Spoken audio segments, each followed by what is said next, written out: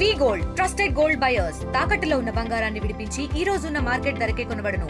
మరిన్ని వివరాలకు సంప్రదించండి 77107720.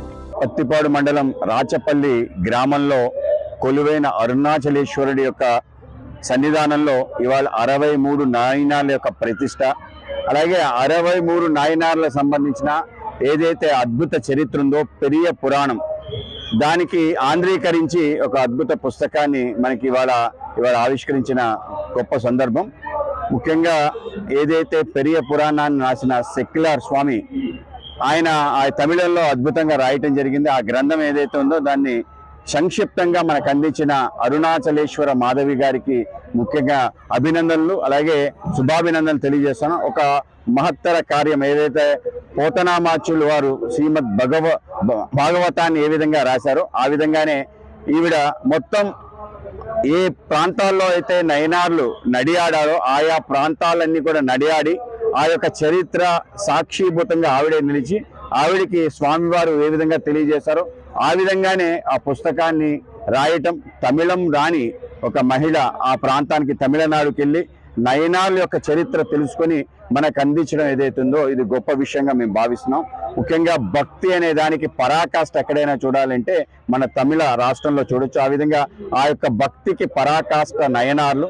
తాను తన శరీరము చుట్టూ ఉండే ప్రకృతి వేరు కాదనే భావంతో, శివార్చన భావంతో శివుడికి సర్వస్వం అర్పించిన భక్తి కోటి ఏదైతే ఉందో వాటికి సాక్షిభూతంగా ఈ యొక్క నయనార్లు ఉంటారు. ఆ విధంగా ఈ ప్రాంతానికి ఆ ప్రతిష్ట జరగటం ఈ ప్రాంత వాసులు చేసుకున్న అద్భుతమైన ఒక భాగ్యంగా నేను భావిస్తున్నాను.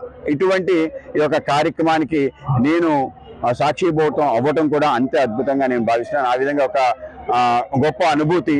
నయనార్ల యొక్క చరిత్ర నయనార్ల యొక్క పెరియ పురాణం యొక్క పుస్తకం కనుక భారతదేశ ఆధ్యాత్మిక సంపద ఏదైతే ఉందో ఆ విధంగా వీళ్ళందరూ కూడా తీసుకొచ్చి తిరిగి ఈ దేశంలో మన సనాతన సాంప్రదాయ అనుష్ఠానం చేసిన గొప్ప వ్యక్తులు. అటువంటి వీళ్ళ కారణంగానే ఇప్పటికీ కూడా మన సంస్కృతి యొక్క వికాసం చెందుతుంది. కనుక ఈ యొక్క సంస్కృతి వికాసం కోసం మనందరం కూడా కలిసి పనిచేయాలి. ఈ యొక్క కార్యక్రమం అనేక మంది పెద్దలు కూడా రావటం, అలాగే ఈ యొక్క ఆలయానికి మరింత శోభ తెచ్చే విధంగా భారతి అంటే మనకి జ్ఞానం పట్ల రతి అంటే ఇష్టం కలిగిన దేశం.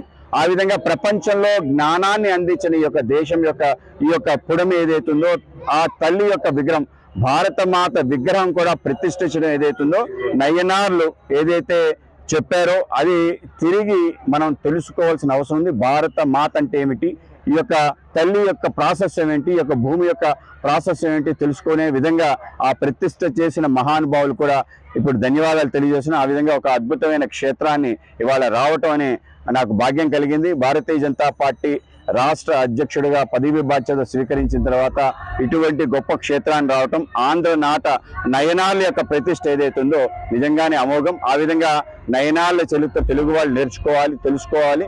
ఆ విధంగా నేను దేవుడు ఒకటే అనే ఒక భావన, ఒక అద్వైత జ్ఞానాన్ని పొందాలంటే ఇటువంటి అతి సులువైన మార్గం ద్వారా పెరియ పురాణం ద్వారా ఆ రోజు సెక్యులర్ స్వామి వారు మనకు అందించారు. కనుక దాన్ని మనకు అందించడం ఇవాళ మనందరి భాగ్యంగా నేను భావిస్తాను. తెలుగులో ఫాస్టెస్ట్ న్యూస్ ఇప్పుడు కొత్త అవతారంలో 5 సెకండ్లోనే పూర్తి వార్తా సమాచారం మీ చేతిలో. సోషల్ మీడియా ట్రెండ్స్ మీ కళ్ళ ముందుకే live TV and voice search options తో ఇప్పుడే డౌన్లోడ్ చేయండి. యాప్ లింక్ డిస్క్రిప్షన్ లో ఉంది.